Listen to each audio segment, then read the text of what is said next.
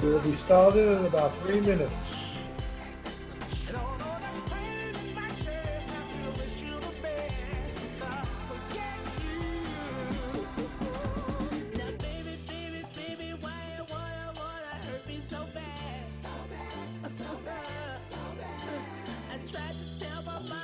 She told me this is one for your dad.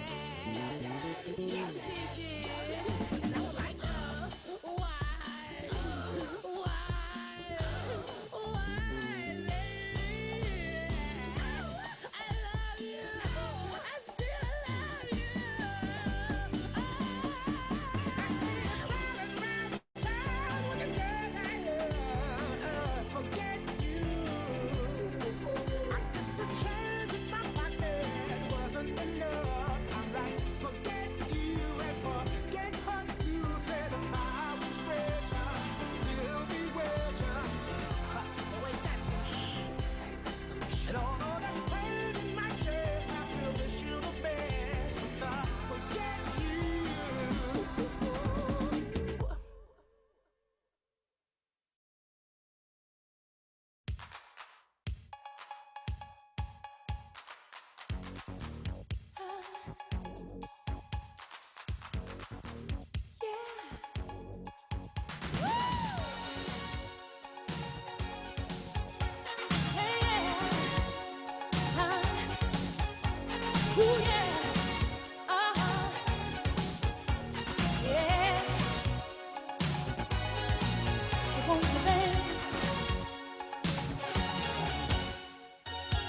Clock strikes upon the hour and the sun begins to fade.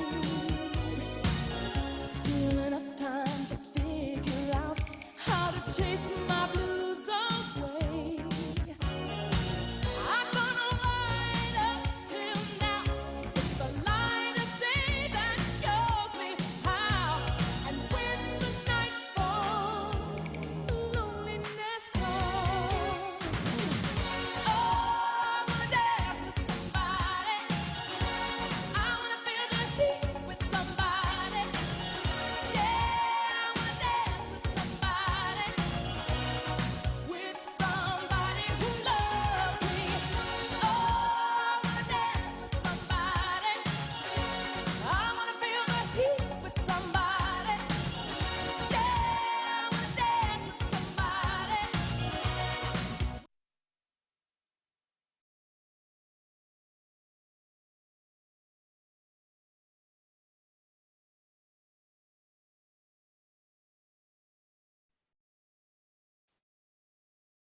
All right, going to be starting right at 9 o'clock for all the people who have showed up on time.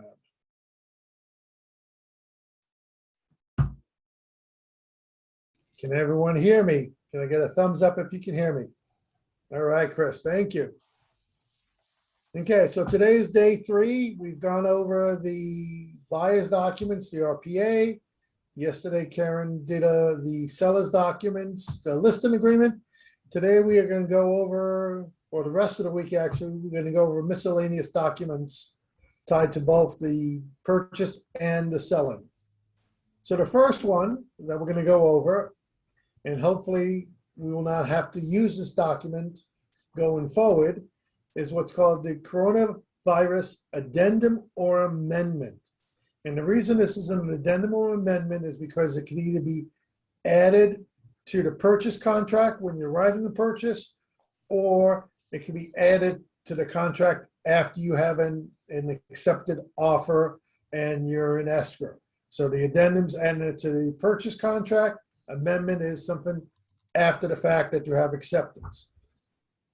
So basically this is saying when this came out, we were in the issue where people were being furloughed, people were losing their jobs, people had a lot of unexplained or unplanned incidents. So this was basically a way to help people, if something has happened while they're in the transaction, to be able to get out of the transaction for what's called unforeseen coronavirus circumstances. So basically, you do this amendment at the beginning. Nothing is in 4A because nothing's happened yet. So it's just saying, This is because of the worldwide pandemic. This is saying either the buyer or seller is affected. The buyer could be affected. The seller could be affected. The seller may lose his job and not be able to buy a new property. So there's lots of unknowns at this time when this first thing came out. And it's just saying, if any of these things happen, we all mutually agree to cancel, or, in 4A saying, hey, we need more time for loan or appraisal. There were points where appraisals couldn't get out to properties. So things would be in backlog. So we had to come up with some scenario to say, we want to keep the deal going, but these are unforeseen circumstances. When this was first in place, the thing had to be done because of COVID, not because of anything else, but the issue of why we couldn't do something had to be done because of COVID. So this is a form that says, yes, while agreeing to this, then if something happened, we would fill out what's called it doesn't work there. Let's go back to my thing here. We would fill out what's called a notice of unforeseen coronavirus circumstances. So now something has happened. Again, had to be in relationship to COVID, not just because you lost your job. If you lost your job not because of COVID, this would not apply. But did we have a loss of income? Was the notary not able to make it? Is the lender delayed due to unforeseen COVID circumstances? Was the appraiser delayed?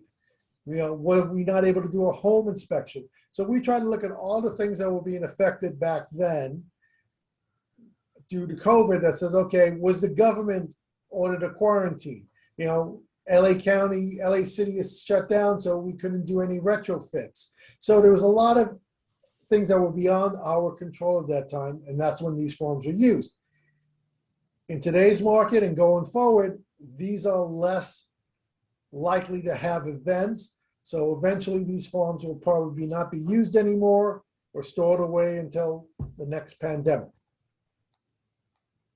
Any questions on those two forms? You do not see anything in the chat? Nope. Okay. Also, you can raise your hand too if you know how to raise your hand, because I got another screen here that I see everyone's picture. So we can go that way. Okay, now we're going to go to one of my favorite pieces of paper. And when I say pieces, I mean 14 pages of paper. I'm sorry. Oh my goodness. Yes. So this is basically a catch-all for every single disclosure out there. All these disclosures are someplace else in our contracts, but this is 14 pages catch-all of everything out there.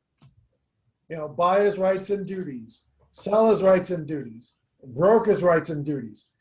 Just so you know, when this first came out, they had to initial every single page. So we decided at this point, it's like, we're just going to have the signature on the last page, and we hope they've read all 14 pages. And this is the way, just so you look at this, when we do the new RPA, this is sort of the way the RPA is going to be, where they're going to be in sections, so it'll be a lot easier to find stuff. But that class is going to be August or September. So it goes into every single thing: easements, environmental hazards, formaldehyde, geological hazards, inspections. Buyers should always do inspections. All this stuff is covered someplace else, but this is a catch-all in case they missed it. We're saying, hey, we told you again. And like I say, this is 14 pages. I personally would not submit this with every single offer. I will just do this once we have an accepted offer and we're ready to go to escrow. Either the seller sends it to me as a disclosure, or I have my buyer sign it and we give it to the seller. However, this needs to be done, 14 pages, and everyone signs at the end.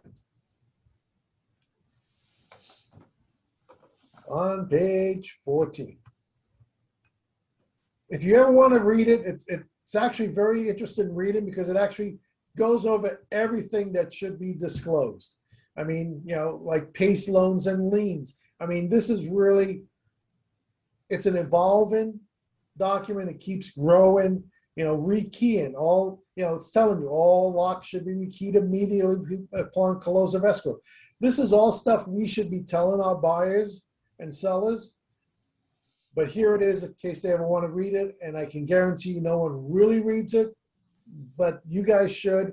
So this way you can touch on the highlights. Recording devices is a big issue.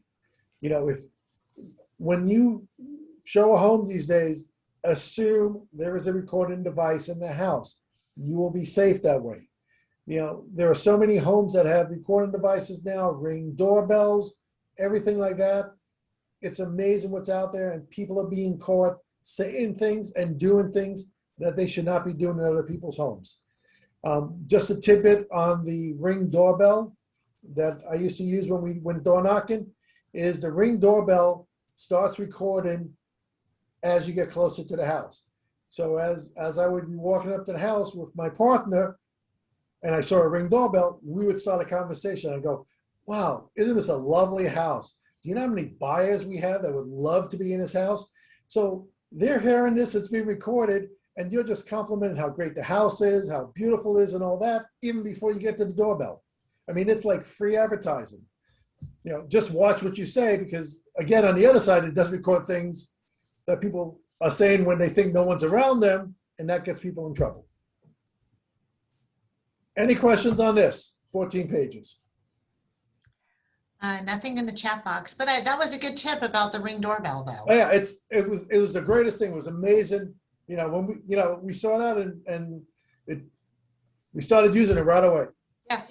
So You'd when be we surprised get how many back, people actually opened up the door at that point too, because they already know who's coming and they know that you love our house. that's right.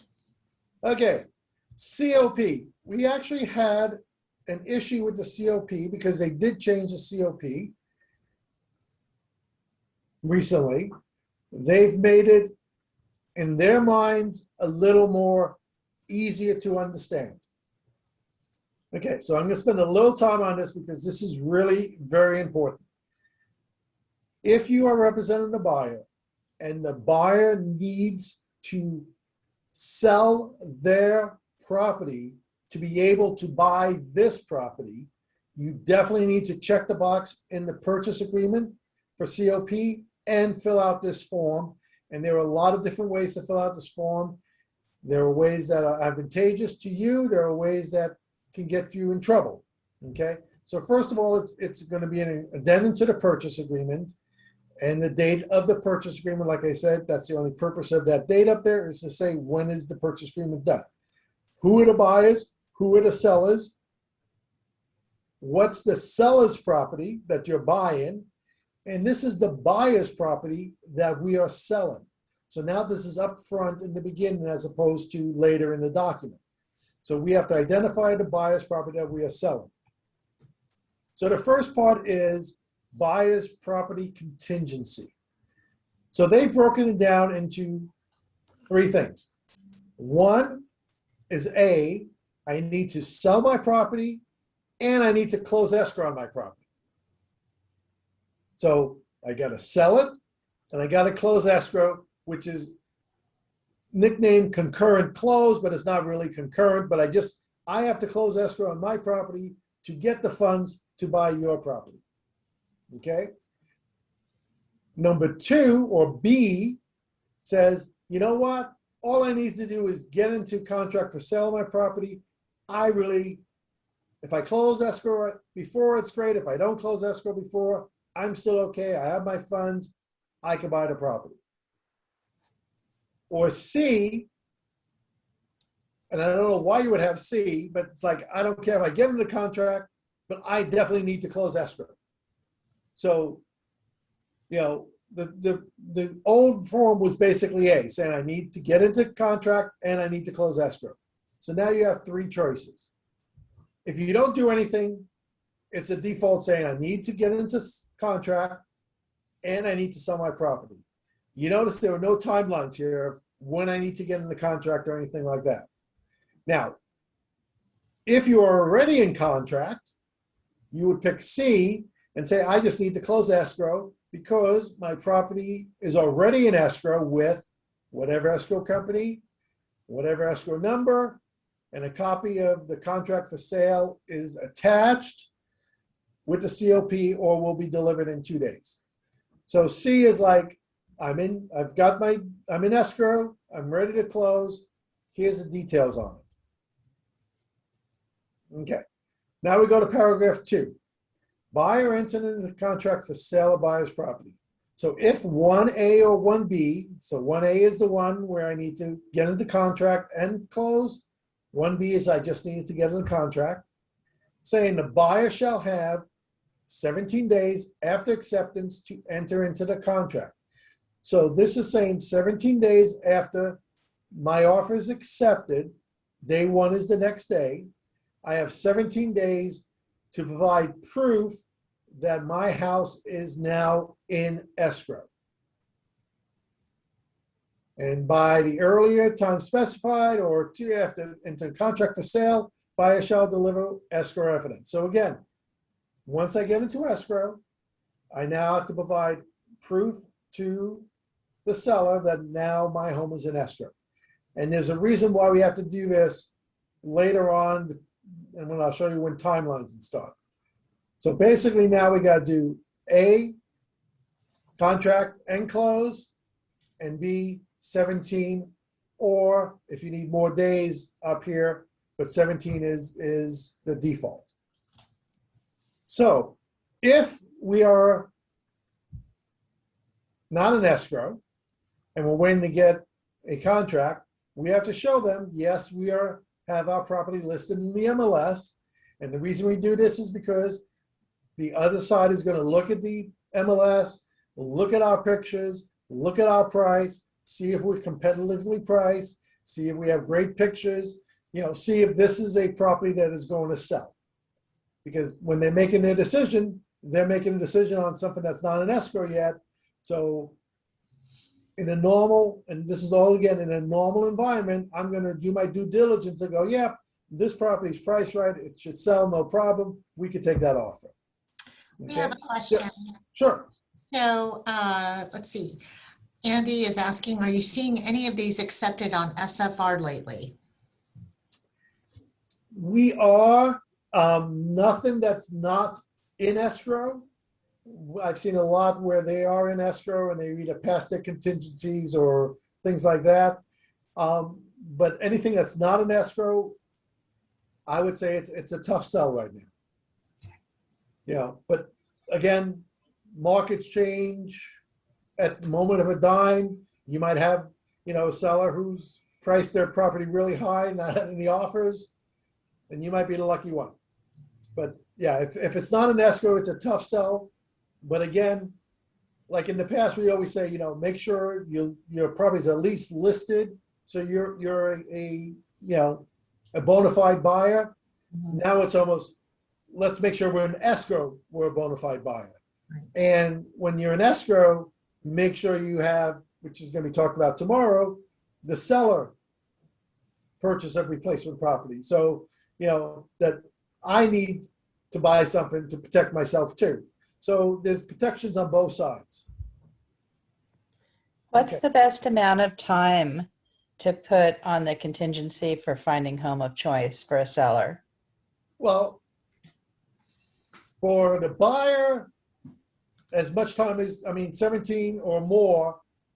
For a seller, I'm going to cut this down really a lot because, and I'll show you later in the timelines, this is a factor that makes a big difference.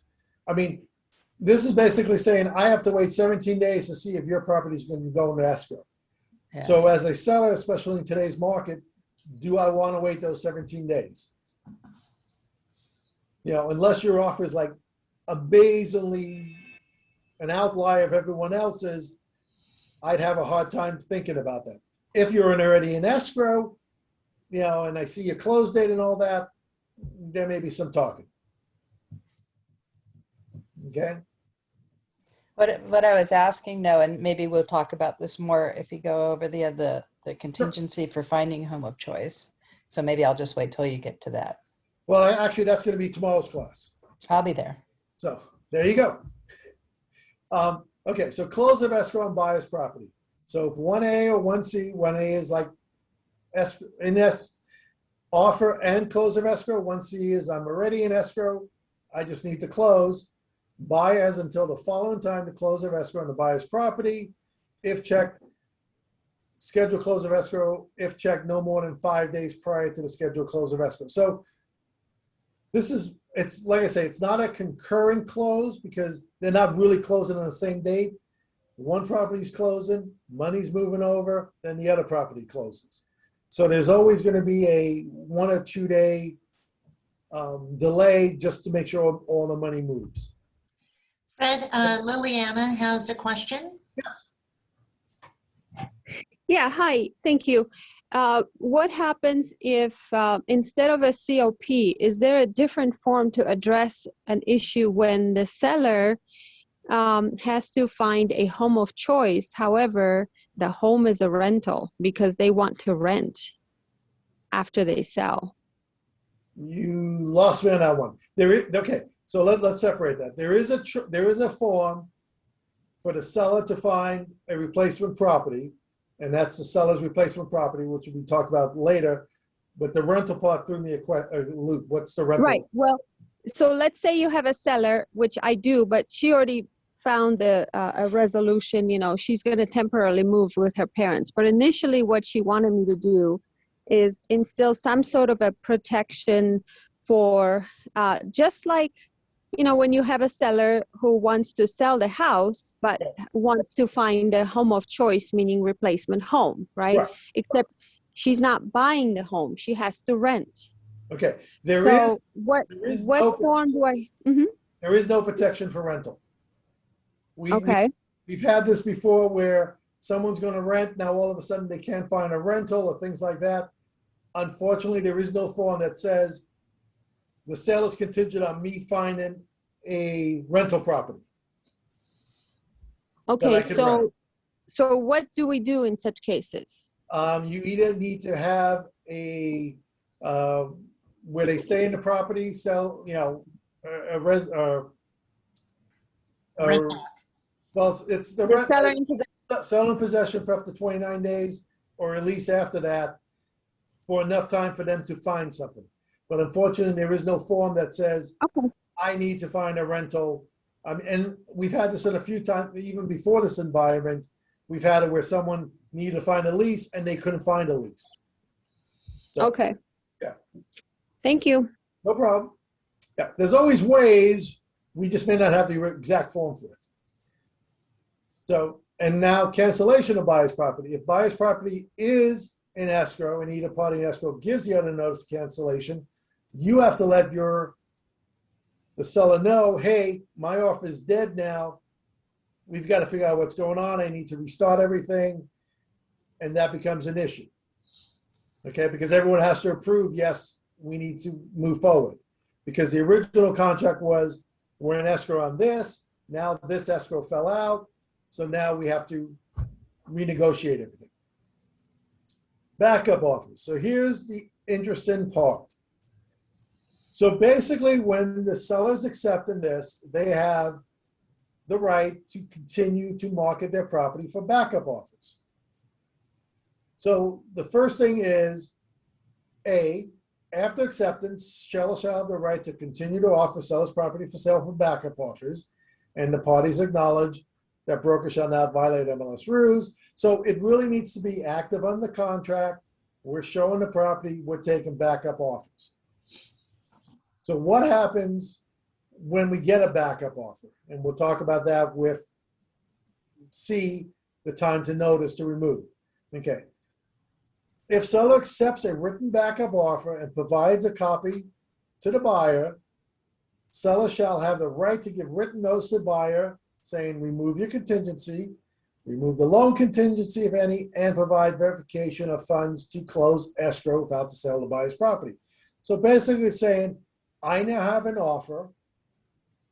I am saying you need to remove, if you want to continue with this deal, you need to remove your contingencies, provide me proof that you are able to close this deal without selling your home. So I need to see proof of funds. This is, I'll tell you, this is used very rarely, okay? And we'll go over the timelines. So the timelines is one, immediately, right away. So if I get an offer the second day, I could say, hey, you're not in escrow, here it is, we can move on, go forward. It's great for the seller, terrible for the buyer. Two says, okay, give me at least the 17 days, which is the same 17 days as I got to escrow. And if in that 17 days, after that, you can let me know, I now have an offer, I need to remove everything. This is okay. For the buyer, not great, but livable. C would be best for the buyer that says, hey, no matter how long, you can't tell me I need to remove my contingencies, even if you have a backup offer. If you check this and the seller doesn't counter it, then the seller's agent needs to have their head examined, because this should always be counted. So when you get this, you should always counter it also. Always. Okay? So we deal with the 17 days. So what happens? So after 17 days, if I have a better offer and you are not in escrow, we can do this. But again, am I going to do this? Am I going to want to start all over again? If you're doing everything you're supposed to be doing, if you've done your inspections, you've done your appraisals, your house is in escrow, we're removing contingencies on your house, I'm probably not going to rock the boat. We probably can continue on. But again, there's no guarantees. The seller could have got such an amazing offer, all cash, $30,000 over your offer, ready to close. I can't fault the seller and say, hey, sorry, I've got to do something. So in today's market, contingent sales are very tenuous at the best. I mean, there's always points where things can go wrong, things are going to mess up. The longer you are on your side with the buyer, if you removed your buyers removed all the contingencies on their house, the more likely the seller's going to continue going on. But, if your escrow is having issues going down the line, if your inspections are coming back with problems, the seller may say, hey, I have a better offer, let's part ways and move on. Okay. So here's the seller's right to cancel. So the seller, like I say, can give notice to remove buyer's contingencies, proof of funds. They can give you a notice to perform. They can go through all the steps and then eventually cancel. The buyer's right to cancel in writing is if the buyer's removal of buyers specified in 1A, B, or C, buyer is unable to enter into a contract. So if just no one is looking at my house and I can't and no one wants to buy my house, I could cancel the contract and say, you know what, I'm not able to sell. At this point, we just need to, you need to find someone else. I'm sorry, I really love your house, but I can't move on. Or B, either party for buyer's property gives notice to you. So again, like this, I'm in escrow, we're moving along. All of a sudden they canceled. Now what do? Do I start over with another buyer? Are you going to give me more time to continue? So there's a negotiation at that point to see if we continue. If we can't, everyone cancels, and unfortunately everyone moves on. Okay? Time for performance. This is the one that's very interesting. So if I don't check any box, the time periods in the agreement for inspections, contingencies, coverings, close of escrow, and other obligations in this addendum shall begin as specified in the agreement. So that means on day one after my agreement, all my time periods start. My inspection is 17 days. My appraisal is 17 days. My loan is 21 days. Even though my house is not in escrow, my house is on the market, but I don't have any offers, those timelines are started. So the question is, from the seller side, I want that because I want you to do all your inspections and all that up front. From the buyer side, is like, am I going to pay all this money for something if I can't sell my house, I can't move forward? And Fred, I just want to clarify the agreement that is written here is referring back to the residential purchase agreement. Correct. It's the residential purchase agreement timelines. So it's the whatever, 17, or if you lowered it or whatever, but the timelines of that agreement starts right away. Or if you check this box, it doesn't start until I give you notice that I now am in escrow. So now those timelines start, my timelines start. This is better for the buyer because now they're not putting any money out front until they have an escrow that's going on. So now we know we're moving. And what they did is separated the two between the deposit and the timelines. So again, the deposit, if nothing's done, it's done 3 days from the time of the original agreement. If this box is checked, it's 3 days from the time I give you notice. So sort of a hybrid solution is these timelines, my appraisal, my contingency won't start until I'm in escrow, but I'll put money in escrow right away to show you I have skin in the game. So this is sort of, a win for the seller. It's like, hey, he's putting his money in escrow. We have skin in the game at this point. And it's a win for the buyer because now they don't have to put out any money until they're in escrow. But again, be very careful. If you don't check this box, everything starts right away. So after 17 days, you'll get a notice and they go, well, wait a minute, I'm not even in escrow. Well, sorry, you should have done your inspections. You should have done your appraisal. It's 17 days. You need to remove your contingencies. So this is a very important box. Do not miss this box. I recommend checking the inspection, appraisal, and all that starts the minute I'm in escrow. Right. The buyer's deposit goes in right away so the seller sees we have skin in the game. Right, especially right now in our market. And I would definitely have the buyer's deposit within acceptance and then definitely. Yeah. And I mean, and the seller may say, no, I want you to do everything because if you do an inspection, and you find issues and I'm not going to fix anything. I want to know this now. I don't want to wait 17 days till you're in escrow. Right, but So, that'll be displayed or discussed in a counteroffer. yeah. So, I mean, you may want to do your inspection and not do your appraisal yet. But if you don't check this box, everything starts day one. Right. Okay. And now we go into SCO, seller counter offer. Okay. So we have two types of counter offers. One is a single counter offer and one is a multiple counter offer. And it's a very important difference.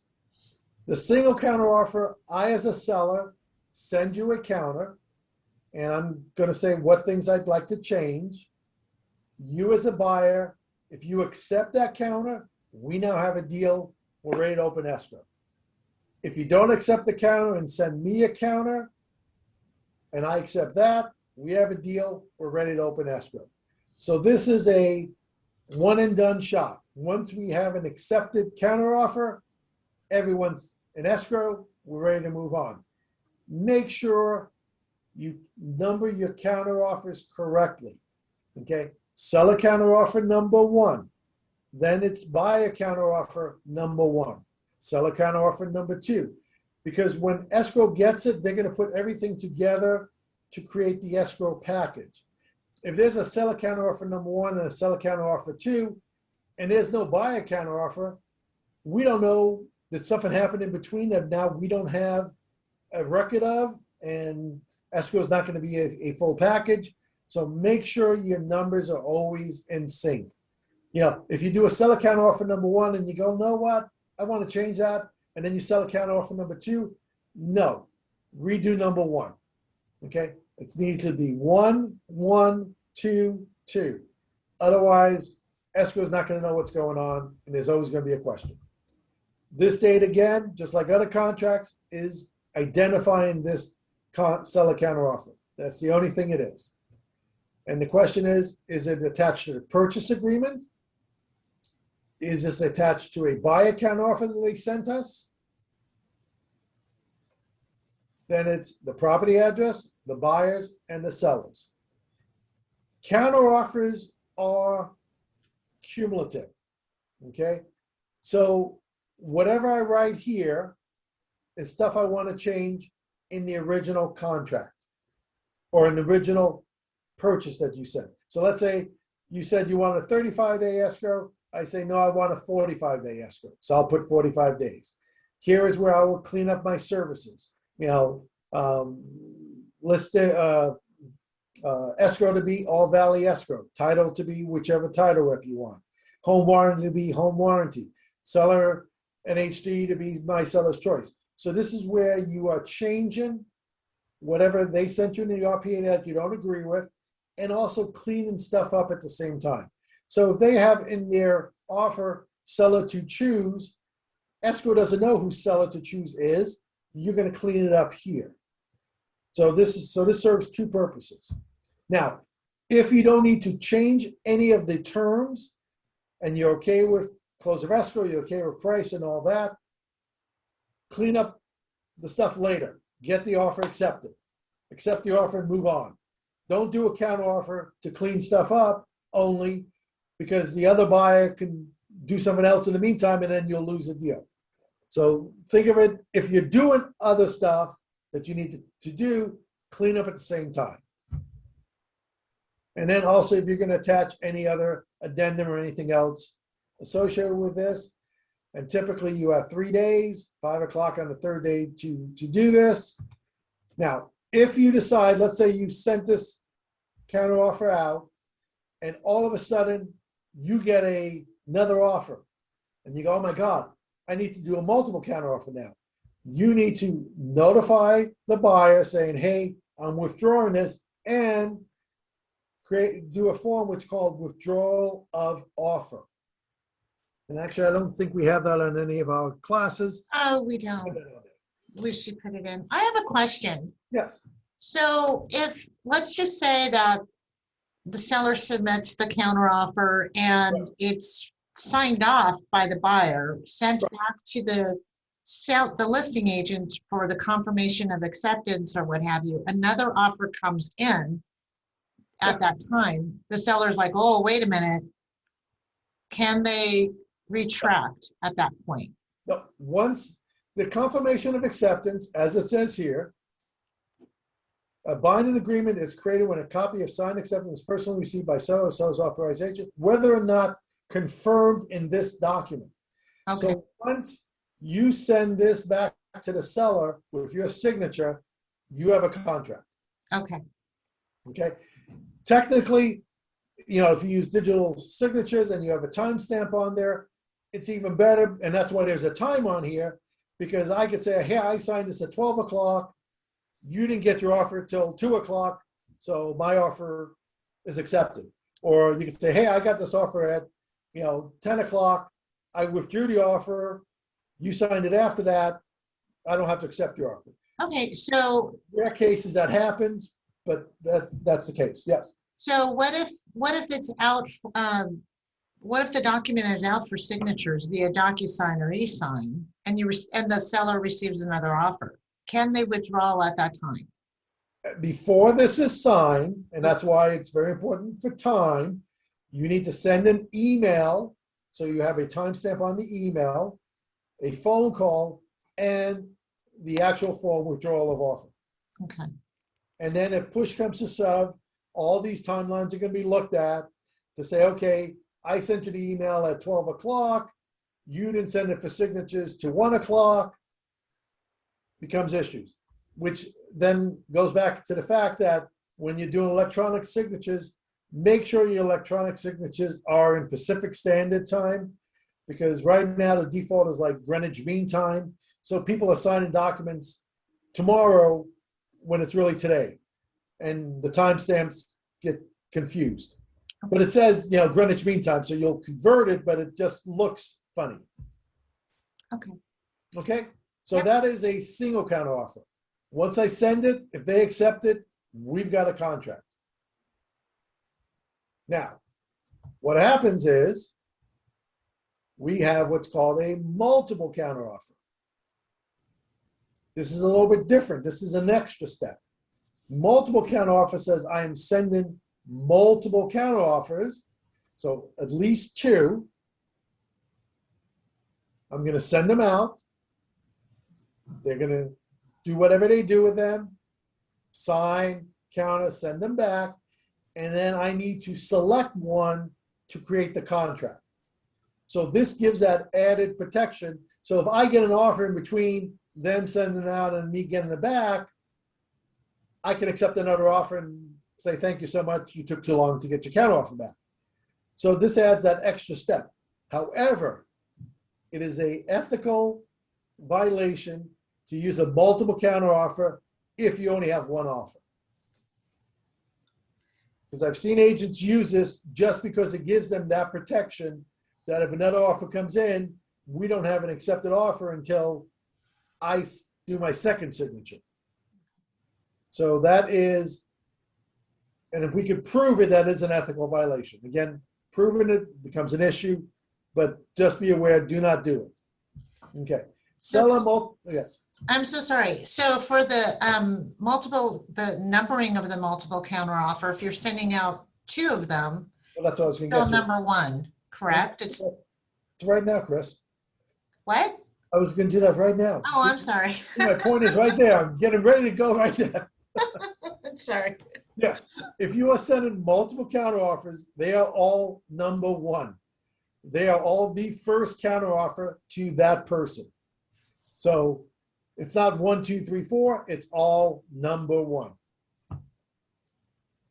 Purchase agreement, name, blah, blah, blah. Again, now, all 2 or more counter offers do not need to be the same. You know, on one, they may have removed their appraisal contingency. On one, they didn't. So you'd like them to remove their appraisal contingency. So the counter offers are customized to the individual offers that you received. Again, cleaning up, countering any terms, anything like that. Most of the time with a counter offer, multiple counter offer, the first term is going to be the purchase price. Okay. Typically, we would say best and final purchase price because we want everyone to give their best offer. Okay. If we give an exact dollar amount, and there are rare cases where when we have to, but if we give an exact dollar amount and everyone comes back with the same exact dollar amount, then we have to look at all the other terms to figure out what's the best offer. And again, the highest offer is not always the best offer. It is the offer that is most likely to close. Okay? So you got to look at all the terms, the purchase price, the length of escrow, the earnest money deposit, the type of loan, the amount of down payment, are they asking for a lot of, services? Are they asking for a lot of inspections? Are they, it's a whole combination of things that you look at to judge the offer as whole, not just the purchase price.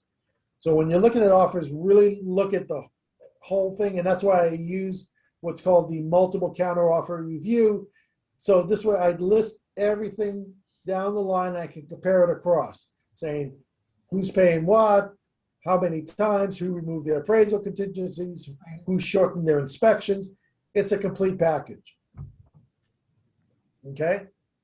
And again, you have 3 days. So here's the difference. Here's the seller makes the counter offer. Here the buyer says, I can either accept this counter offer or I'm checking this box and sending you another counter offer. Okay.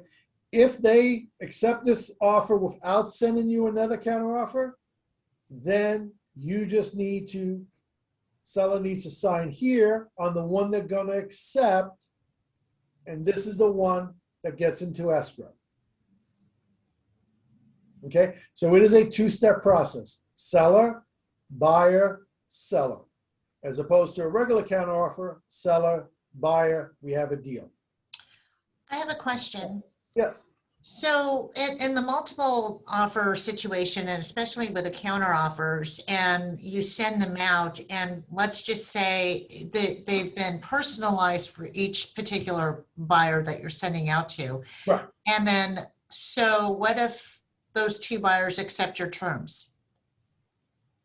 Then you have to look, I mean, if they're all exactly the same, then, you have to look at the agent, how well is the offer written? I mean, it comes down to little things like that. Yep. But also with multiple counteroffers, and this is where the key time is of the essence.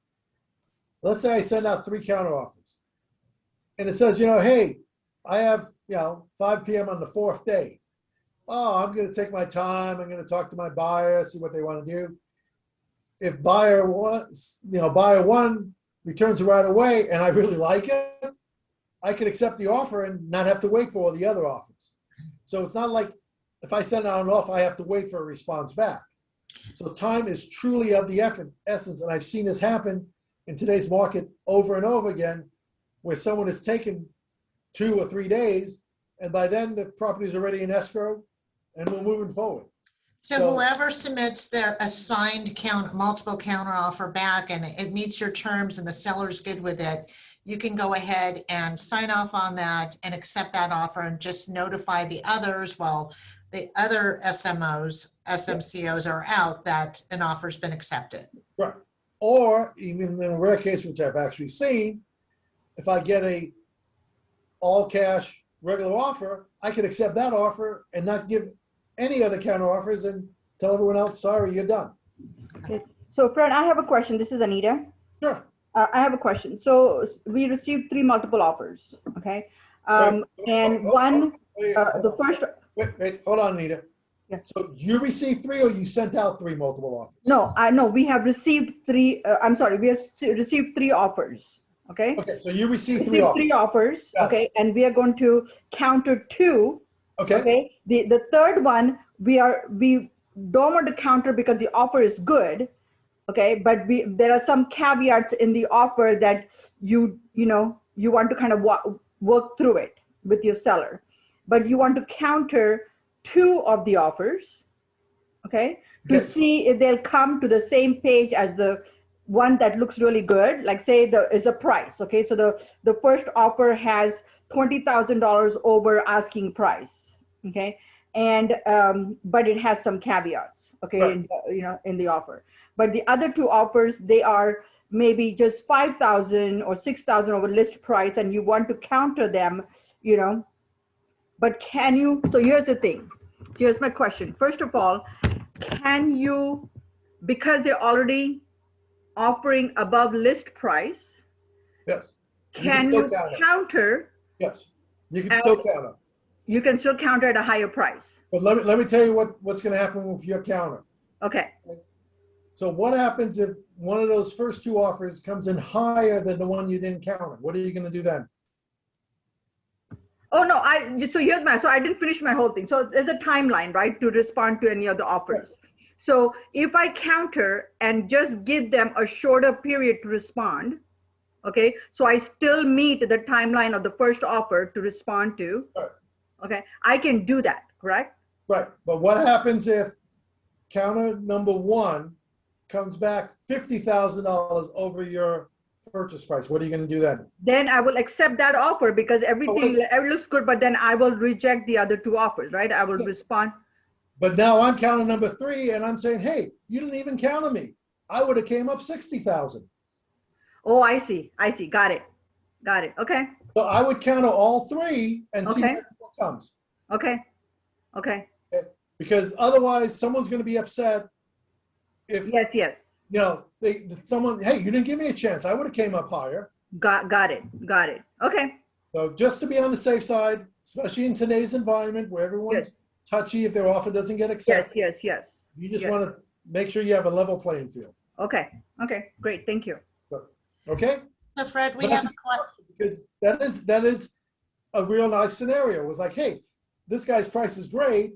I don't think it's going to price for anything more, but he just has a few little things I want to fix. But let's see if these guys will come up to that price. Yeah. In today's environment, you'll be crazy. They'll come twice over that price, and now what do you do? Correct. Got it. Yes, Chris. Thank you. No problem, Anita. Yes. Chris. That's a good problem to have. So Kathy would like to know, what's the point of the confirmation at the bottom?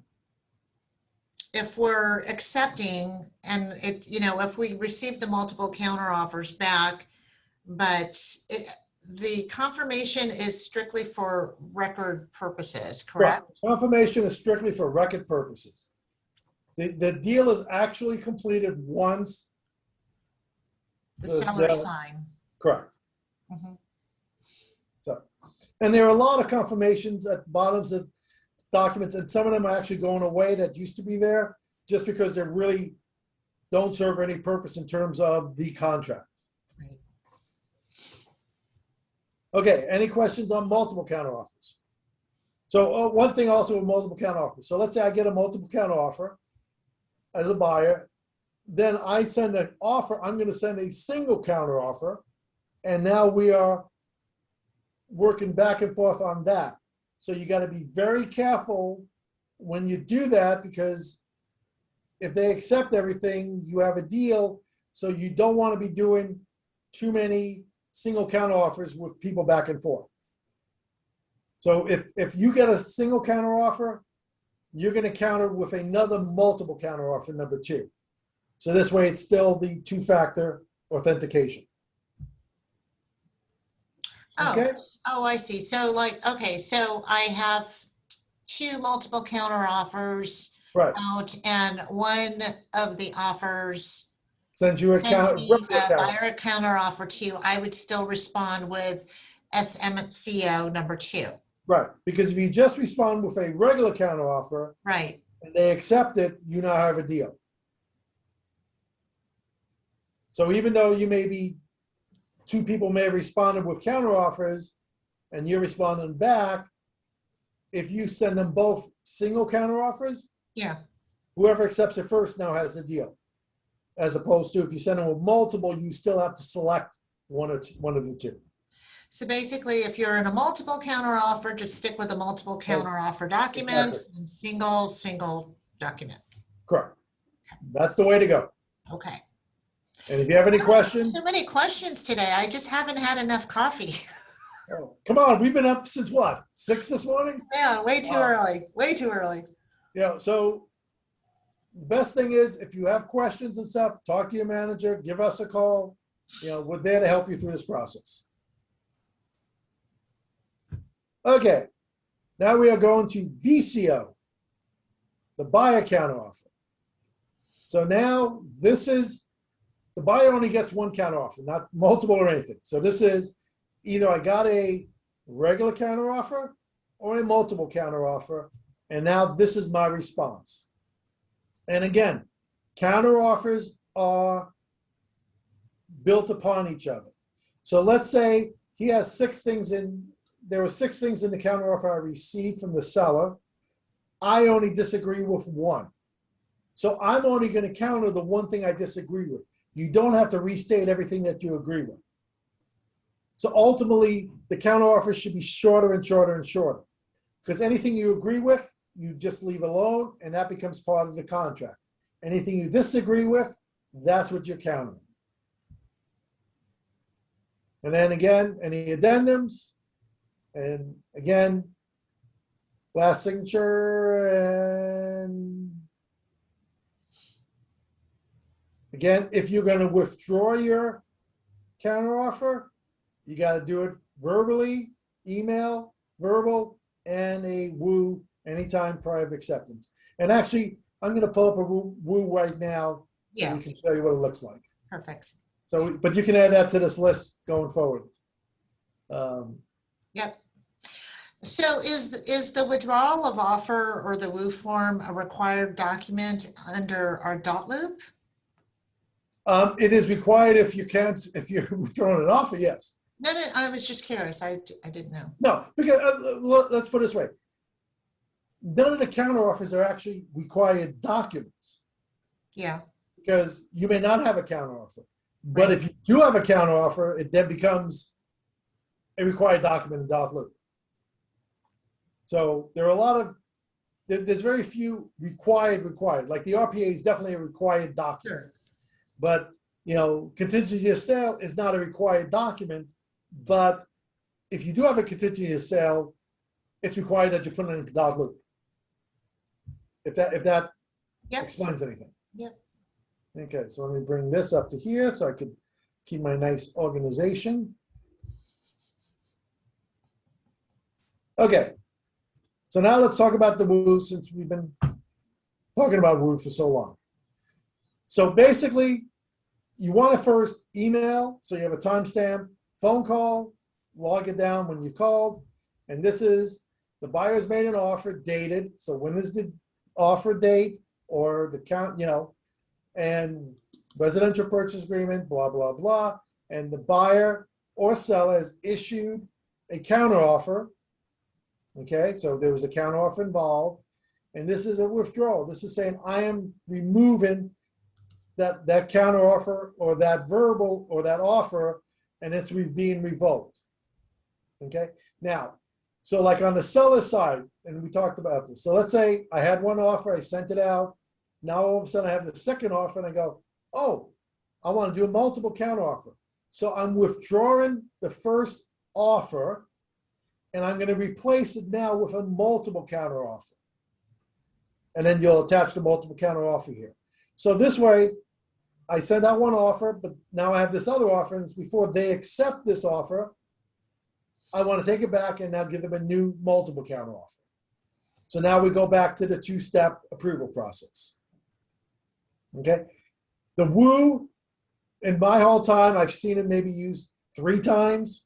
So it's not a document that's used a lot. It's not a document people understand a lot. You don't want to send this without an email and a phone call, because if they see this, they go, oh, no, we already signed it, an hour ago. What are you talking about? So, you want to do it as quickly as possible. Time is of the essence. We're going to look at time, if it ever comes to an issue, we're going to look at time. When was the document signed? You notice all these documents have time here because time is very important. Even if it's a minute before, that makes a big difference. So you definitely want to have the time there, either electronically or written. And, email, you want to have a timestamp when you sent it. So this way it's all documented down. Okay, we are going to go with, oh my God, we are really short today. Okay, we are going with, any questions? I don't see any. None at all, okay. We are going with the Century 21 Everest Addendum. Okay, so this is 2 things. One, it is another disclosure addendum. The first 4 pages are that. So we're going to go over that. So what is this? Is either, and this is given to if you represent the buyer or the seller.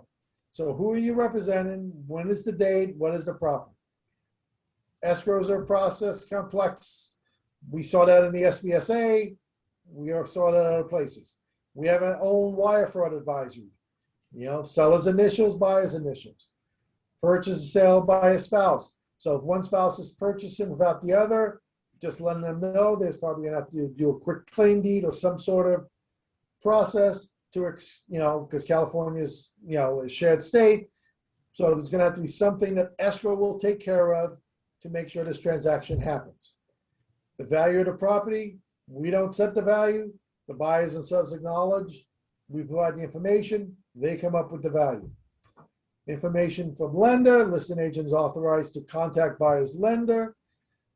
So seller's agent will provide listing agreement with the name and the contact. We want to talk to the buyer's lender to confirm that they've done all their due diligence. The buyers are in good shape. I just want to talk to the lender, see how competent they are, see how we're going to move forward. Because the lender is really the key to all of these processes. If the lender makes a misstep, everything gets tied up down the line. Digital processing and storage fee, the $395 fee. So this $395 covers all the back-end stuff that we need to do, all the dot loop, all the reviews that we have to do, all the storages that we have to do. We send a link to the client, and we keep their documents for X amount of years. So all that is part of this $395 fee to cover the expense of that. So if you are doing land or things like that, we cut the fee to $197.50 because of the purchase price of the property. Photography and internet advertising. We don't own the pictures. We have no control of the pictures once it's in the MLS. We can't, we've got calls, oh, can you take these pictures out? I've now bought the property. Sorry, we can't call Zillow and tell them to move pictures. If your client is a type of client that is going to want their pictures removed, I'm not telling you this officially, but you go into the MLS and remove them before you close, because once you close, you can't remove them. But on the other side, the MLS would like a full picture of the property, because that helps appraisers when they're appraising the property. If all they see is one picture of the house, they really have no known condition of what the property was and all that. So you're doing a disservice to the real estate community and the appraisal community. Mandatory government retrofits, like I say in LA, we have the gas shutoff valves and other things. Different areas have different retrofits. Make sure you're aware. If you're dealing with an area that you're not familiar with, make sure you understand what requirements are needed. Homeowners association, earthquake disclosure, water reservoir improvement, Metrolink Railway, we have Metrolink, high-speed rail. You guys have the Rocketdyne and Santa Susana facility. We have RV parking. So a lot of people going, hey, I'm selling the property in Lancaster. Why do I care about the Rocketdyne and Santa Susana facility out in Chatsworth? You don't, but this is a general disclosure that we try to give to wherever our listing is. These are the disclosures. The specific disclosures may not pertain to your area at all, but this is something we have to do. So that's why you need to have them sign it, even though they go, well, this doesn't apply to me.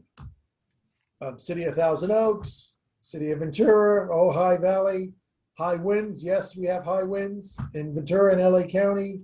Oak tree ordinances. We have an oak tree ordinance out here. I'm sure you guys do too. You can't trim them. You can't do anything with them without approvals, permits, special, blessings from the city. Water conservation, county jail, bermite, saltwater pools, sand and gravel, water softeners. We try to encompass everything. And then buyers sign it, sellers sign it. Mm-hmm. We need the address, whoever we are representing, whether buyer or seller. So any questions on the disclosure? No questions that I see, but however, Fred, we are on a borrowed Zoom that needs to be used now. So, Who's Zoom are we on? Karen's. Oh, So, with everyone who's here, we're going to wrap up. We're going to finish with the affiliate business and Avid tomorrow. Fred and Karen Campbell will be on that class, and I apologize for the short class today, but I have everyone in attendance. Liliana, if you want, you can. Liliana had a question about backup offers, but maybe you can reach out to her after. sure. Okay. Yeah, that's fine. Thank you. Okay. All right, guys. I have all of your email addresses. You're awesome. And like what I've been doing for all of the attendees, I'm sending you the recordings. And thank you for being here on time. And again, we will get this out to you. Fred, awesome as always. And I'll see you in a few. There you go. Bye. All right, guys. Thank you. Thank you.